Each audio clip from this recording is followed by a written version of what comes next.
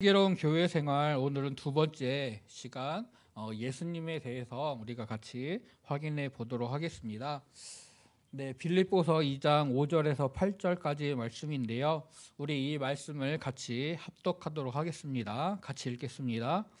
너희 안에 이 마음을 품으라. 곧 그리스도 예수의 마음이니 그는 근본 하나님의 본체시나 하나님과 동등됨을 취할 것으로 여기지 아니하시고 오히려 자기를 비워 종의 형체를 가지사 사람들과 같이 되셨고 사람의 모양으로 나타나사 자기를 낮추시고 죽기까지 복종하셨으니 곧 십자가에 죽으심이라. 아멘. 네, 저희 희준이가 학교에서 이제 방과 후 수업으로 그 역사 인물 탐구라고 해서 이제 역사적인 인물들 그리고 사건들을 배우고 있습니다. 네, 그 이제 우리나라의 왕들을 계속 배우다가 어제 왕건 고려 후삼국 시대와 이제 고려로 이어지면서 이제 왕건에 대해서 배웠다고 하더라고요. 근데 그 방과 후 선생님께서 이제 저에게 가끔 문자를 보내주시는데 그렇게 문자를 보내신 거예요. 오늘은 왕건에 대해서 배웠습니다. 아이한테 왕건이 몇 번을 결혼했는지 물어봐 주세요.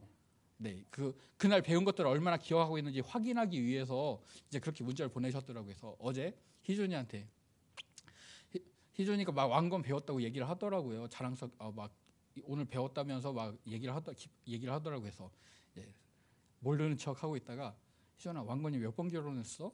그랬더니 26번 그러는 거예요. 네, 저도 몰랐거든요. 예, 근데 배웠으니까 네 그렇겠죠. 네, 오늘 그걸 맞는 걸 가지고 왔는데 진짜 26번 결혼을 했더라고요. 근데 이제 엄마가 그런 거예요. 아니 왜 왕건은 26번이나 결혼을 했대? 그래서 예, 이제 제가 아는 바로는 제가 아는 지식대로에는 왕건이 지방 호족들과의 결혼 동맹을 통해서 그런 호족들의 힘을 얻고 또 그들의 어떤 반란 같은 것들을 무마시키기 위해서 결혼 동맹이 가장 확실하니까요. 그렇게 해서 이제 그래서 결혼을 26번을 했다. 이제 그 얘기를 했거든요. 그랬더니 아내가 이제 저를 띄워주는 거예요. 와, 아빠는 진짜 똑똑하다. 많이 안다. 그랬더니 희준이가 그 얘기를 듣더니 갑자기 그러는 거예요. 아, 강 씨는 정말 똑똑한 것 같아. 네. 저와 희준이와 그리고 예주까지 이제 세 명의 강 씨가 네, 좀 똘똘한 모습들을 보여준다고 해서 강 씨는 정말 똑똑한 것 같아. 네, 물론 저보다 더 뛰어나고 더 많이 아시는 지식적으로 뛰어나신 분들이 많이 있을 겁니다. 근데 희준이의 아는 지식의 범위에서는 희준이가 경험했던 범위 안에서는 네, 강 씨 세 명이 똑똑한 거죠.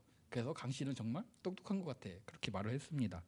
이 말씀을 드리는 이유는 우리가 알고 있는 지식의 범위 안에서 우리가 경험했던 그 경험의 범위들 안에서 우리가 믿음의 크기가 더욱더 자라갈 수 있고 그 안에서 자유함을 누릴 수가 있습니다. 또 다른 말로는 그 지식의 한계 때문에 우리가 선입관을 갖게 되고 올바른 참된 경험을 누리지 못할 수도 있게 되죠.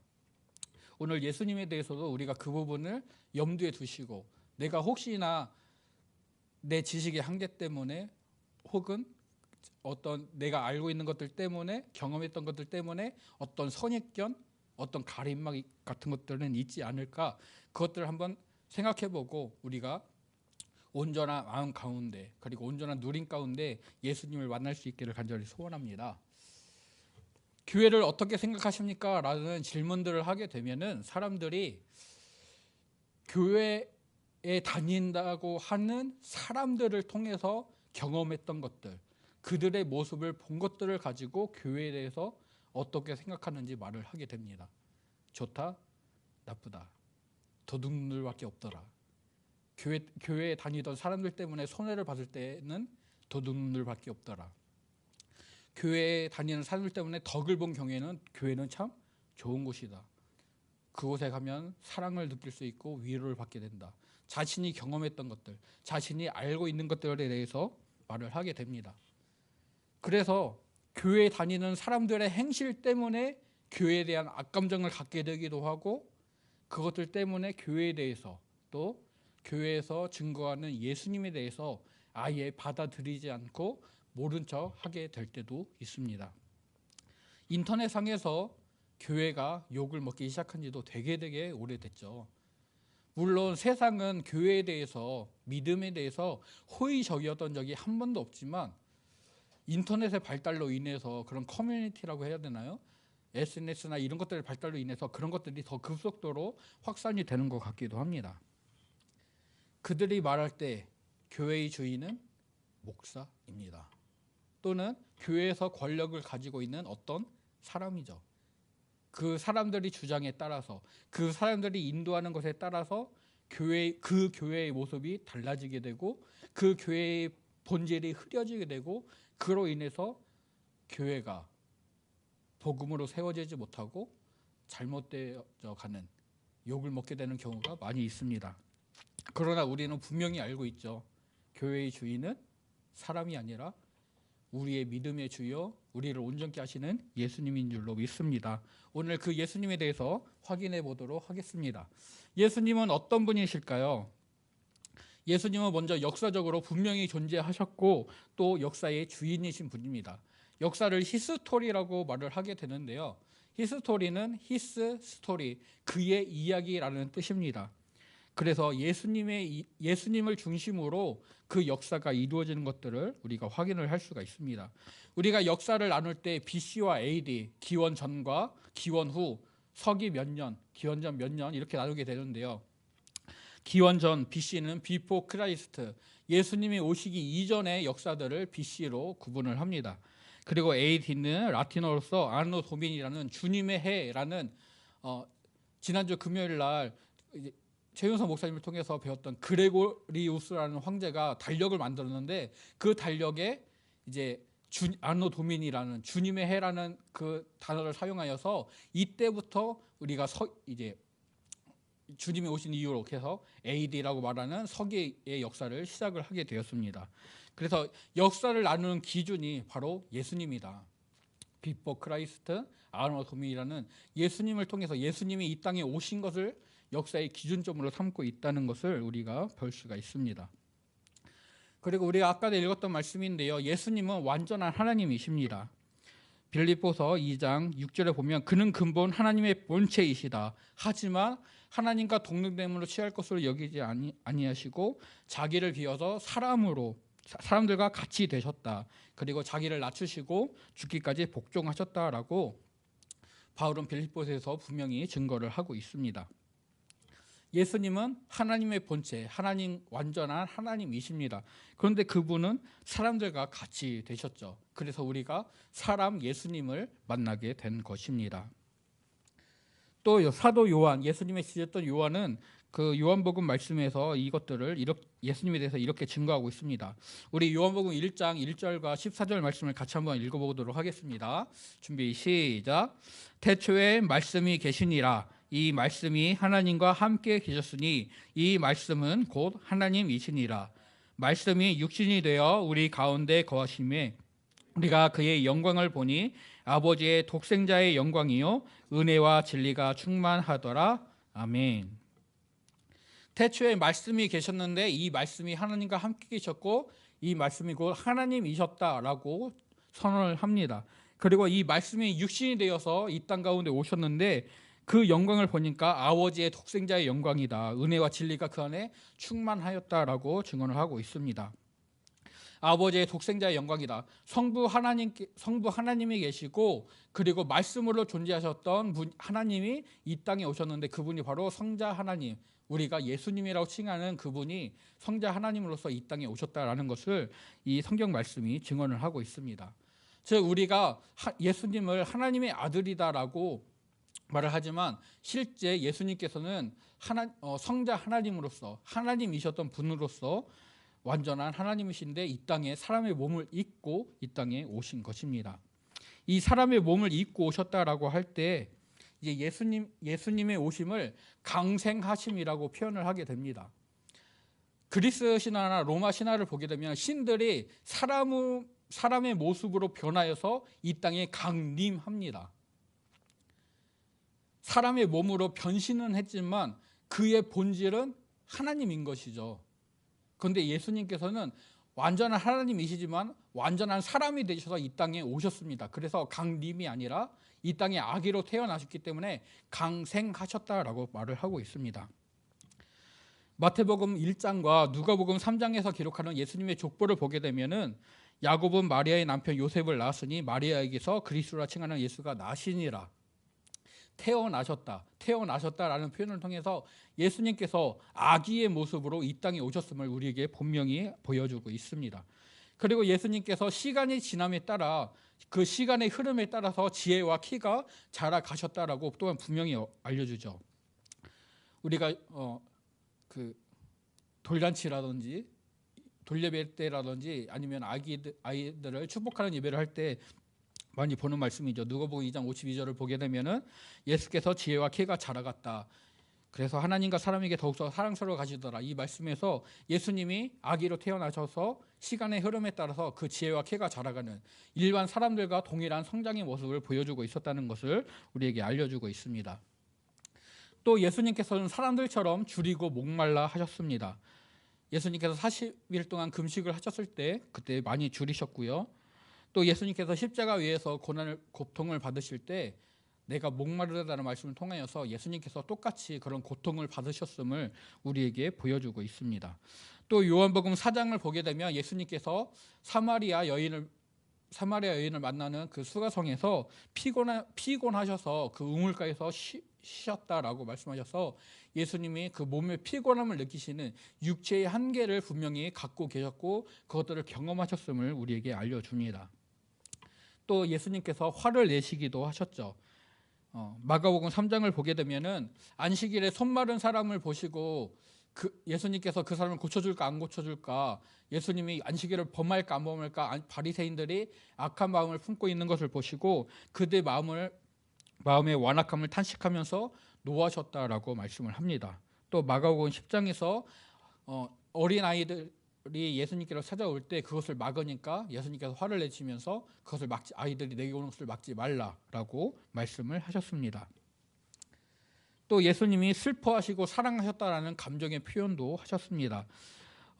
나사로가 죽었을 때 그의 무덤 문 앞에서 예수님이 눈물을 흘리시게 됩니다. 이것을 본 유대인들이 예수님께서 그 나사로를 얼마나 사랑했는지 알 수 있다라고 말을 하였고, 또 예수님께서 십자가를 지시기 전에 겟세마네 동산에서 기도하실 때에 베드로와 야고보와 요한에게 예수님의 고민과 그 슬퍼하는 마음들, 그런 것들을 알려주셨습니다. 이것들을 통해서 예수님이 완전한 하나님이셨지만 이 땅에 계실 때 또한 완전한 사람이었음을 우리가 확인을 할 수가 있습니다. 그런데 우리가 사람이라고 말을 하게 되면은 보통의 생육법으로 출생을 하게 되는, 그러니까 남자와 여자의 결합으로 인해서 태어나게 되는 사람은 죄 아래에 있게 됩니다. 그런데 예수님께서는 죄가 없으시다라고 말씀은 증거하고 있습니다. 우리 히브리서 4장 15절 말씀 같이 읽어보도록 하겠습니다. 시작. 우리에게 있는 대제사장은 우리의 연약함을 동정하지 못하실 이가 아니요 모든 일에 우리와 똑같이 시험을 받으신 이로되 죄는 없으시니라. 아멘. 예수님께서 요셉과 마리아의 아들로 이 땅에 오셨습니다. 그런데 그분은 죄가 없으십니다 라고 성경은 증언하고 있습니다. 어떻게 죄가 없으실까요? 분명히 완전한 사람으로 오셨는데 왜 예수님은 어떻게 죄가 없으실까요? 그것은 예수님의 탄생을 기록하고 있는 말씀을 보게 되면은 그에게 천사가 요셉에게 나타나서 마리아가 임신을 하였다. 그런데 그에게 잉태된 것은 성령으로 된 것이다 라고 말씀을 하게 됩니다. 즉 요셉과 마리아가 관계를 맺기 전에 이미 마리아에게 잉태된 것이 나타났고 그것은 성령으로 잉태된 것임을 우리에게 보여주고 있습니다. 누가복음에서도 가브리엘이 마리아를 찾아가서 하나님의 능력이 너를 덮으실 것이다 라고 말씀하셨고 이를 통해 너가 아들을 낳게 될 것이다 라고 말씀을 주시죠. 남자와 여자의 보통의 생육법으로는 죄 가운데 아이가 태어나게 됩니다. 아담과 하와의 범죄로 인하여서 그 이후로 보통의 생육법으로 탄생하게 되는 사람들은 모두 다 죄 가운데 태어나게 되죠. 하지만 하나님께서는 예수님을 이 땅에 죄가 없이 보내시려고 하셨습니다. 그래서 성령으로 잉태되게 하셔서 죄 없이 예수님이 이 땅에 태어나게 하셨습니다. 그래서 창세기 3장 15절에서는 여자의 후손이 뱀의 머리를 상하게 한다 하여서 예수님께서 남자의 후손이 아니라 여자의 후손으로 오실 것을 분명히 보여주고 있죠. 고대 사회에서 자녀들은 남자의 혈통을 이어서 태어나는 존재였습니다. 아이들은 남자에 의해서 임신이 되어지고 아이가 태어난다고 여겼거든요. 그래서 아담의 후손 쪽, 즉 요셉의 아들, 예수님이 요셉의 아들이라고 하게 된다면은 예수님은 죄를 가지고 태어나는 보통의 생육법으로 탄생을 하게 되는 것이죠. 그래서 하나님께서는 마리아에게 성령의 능력으로 입히셨고 그를 통하여서 남자와 여자의 결합이 아니라 그저 마리아를 통해서 하나님의 능력으로 예수님이 태어나게 하셨습니다. 그 이유는 예수님께서 하신 일 때문에 그렇습니다. 예수님께서는 대속이라는 일을 하셨는데요. 마태복음 1장 21절을 보게 되면 아들을 낳으리니 이름을 예수라라. 이는 그가 자기 백성을 그들의 죄에서 구원할 자이심이라 하니라 라고 말씀하고 있습니다. 예수님은 이 땅에 자기 백성을 그들의 죄에서 구원하기 위하여 이 땅에 오셨습니다. 즉 올 인류의 죄를 대속하기 위하여서, 대신 속하기 위하여서 하나님이 사람으로 이 땅에 오셔야만 했습니다. 그 하나님이 바로 예수님이신 것이죠. 다른 사람 죄의 값은 사망이기 때문에 죄인으로서 이 땅에 오시면 되지 않아, 죄인으로서 이 땅에 오실 수가 없었습니다. 죄인으로 오신다면 자기 죄로 죽을 뿐이고 다른 사람의 죄를 대속할 수가 없는 것이죠. 그래서 죄가 없는 상태로 오셔야 됐고, 그래서 하나님은 성령의 능력으로 예수님이 잉태되고 태어나게 하셨습니다. 그렇다면 예수님께서 이런 말씀, 예수님이 하나님이시면서 또한 사람이시고 예수님이 대속의 일을 하는 것들을 증거하셨는데요. 예수님의 그런 말씀들을 뒷받침할 증거는 무엇일까요? 예수님께서 하나님의 계획을 행하시고 하나님의 뜻에 순종하신 것을 통해서 볼 수가 있습니다. 요한복음에서 유대인들이 예수님을 믿지 않고 예수님을 거부할 때 예수님이 이렇게 말씀하십니다. 만일 내가 내 아버지의 일을 행하지 아니하거든 나를 믿지 말려니와 내가 행하거든 나를 믿지 아니할지라도 그 일은 믿으라. 그러면 너희가 아버지께서 내 안에 계시고 내가 아버지 안에 있음을 깨달아 알리라 하셨습니다. 즉 예수님이 하나님 아버지의 일을 하고 있고 이를 통하여서 예수님이 하나님의 보내신 자요 하나님의 아들이요 우리를 구원하실 구원자라는 것을 예수님이 증거하셨고 그것들을 보여주셨습니다. 그리고 하나님이 행하셨지만 죽음에서의 승리, 부활하심을 통하여서 예수님이 하나님의 아들이시고 또한 완전한 사람이시고 우리를 대속하시는 것을 보여주고 있습니다.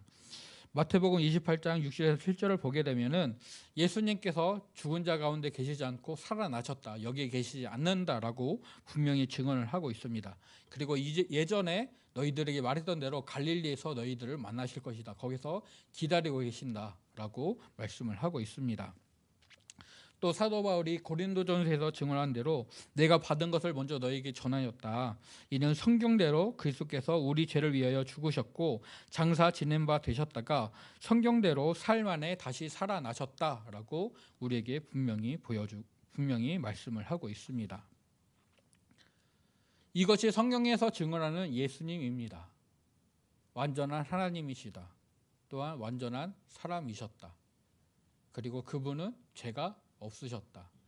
이 사실이 중요한 이유는 예수님께서 이 땅에 오셔서 우리의 죄를 대속하시는 일을 하셨기 때문입니다. 저는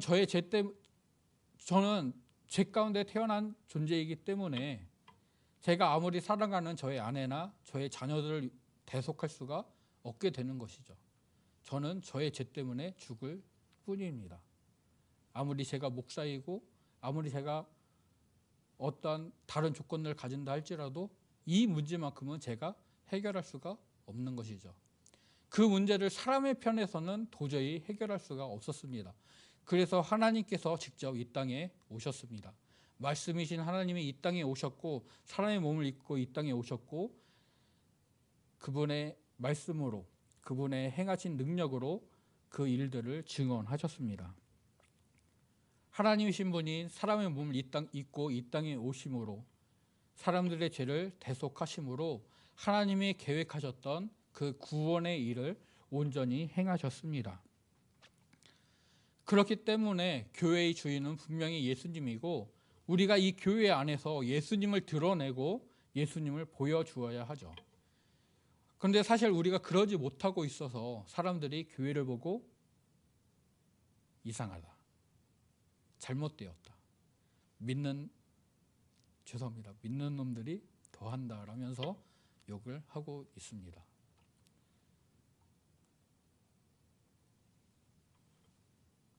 우리의 참 주인이 주님이신데, 예수님이신데 우리가 그것을 나타내지 못하고 있는 것이죠. 우리의 삶의 이유가 예수님이신데 그것을 우리가 보여주지 못하고 있는 것입니다. 그래서 예수님이 피로 하시고 세우신 교회가 욕을 먹고 있습니다. 우리의 주인이신 예수님이 욕을 먹고 있는 것이죠. 하나님이신 그분이 왜 오셨습니까? 죄인인 나를 구원하기 위해서입니다. 자기 백성들을 죄에서 구원하기 위해서입니다. 우리는 그것을 전하는 자가 되어야 될 줄로 믿습니다. 또한 죄에서 구원을 받은 우리가 예수님을 드러내고 그 예수님의 행하신 일들을 보여주고 예수님이 나에게 행하신 그 사랑, 나에게 베푸신 그 은혜를 우리가 또한 전하는 자가 되어야 될 줄로 믿습니다. 예수님 당시의 사람들은 예수님을 귀신 들렸다라고 했습니다.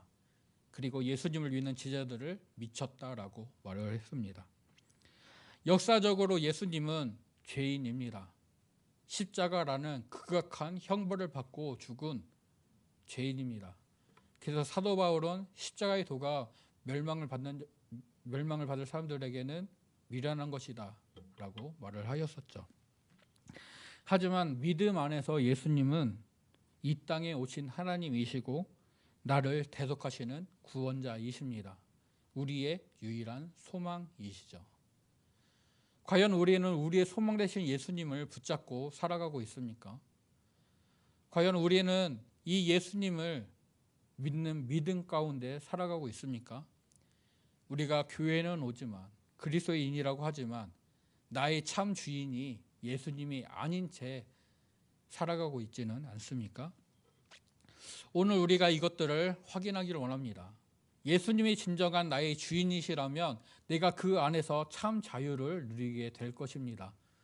그런데 내 주인이, 내 삶의 주인이 나이다 보니까 우리가 재물에 쫓기고 시간에 쫓기고 내가 계획하고 준비하는 모든 일들 가운데 쫓기고 어려움을 겪게 되는 것 같습니다. 주님 안에서 참 만족과 참 자유를 누릴 수 있는 저와 성도님들이 되시기를 간절히 소원합니다. 하나님은 전능하신 분이십니다. 그분에게는 불가능한 일이 없습니다. 그래서 사람의 몸을 입고 이 땅에 오셨습니다. 나를 구원하기 위해서. 나의 주인이 그렇게 전능하신 분이라면 내가 그분을 믿고 신뢰할 때 내가 전능하신 하나님의 은혜들을 충만히 풍성하게 누리게 될 것입니다. 우리가 그 은혜 가운데 믿음으로 온전히 살아가는 저와 성도님들이 되시기를 간절히 소원합니다. 완전한 하나님이신데 자기를 낮추셔서 사람의 몸을 입고 이 땅에 오셨다. 나를 구원하기 위하여 죄가 없으신 상태로 오셔야 됐기 때문이다. 그분이 행하신 일이, 그분이 전하신 말씀이, 그리고 그분이 부활하신 것이 이것을 증거하고 있다. 이것들을 우리가 분명히 기억하고 그 믿음 가운데 자유함을 누리면서 주님과 동행하는 귀한 은혜의 믿음의 생활이 되시기를 간절히 소원하고 축복합니다. 기도하겠습니다.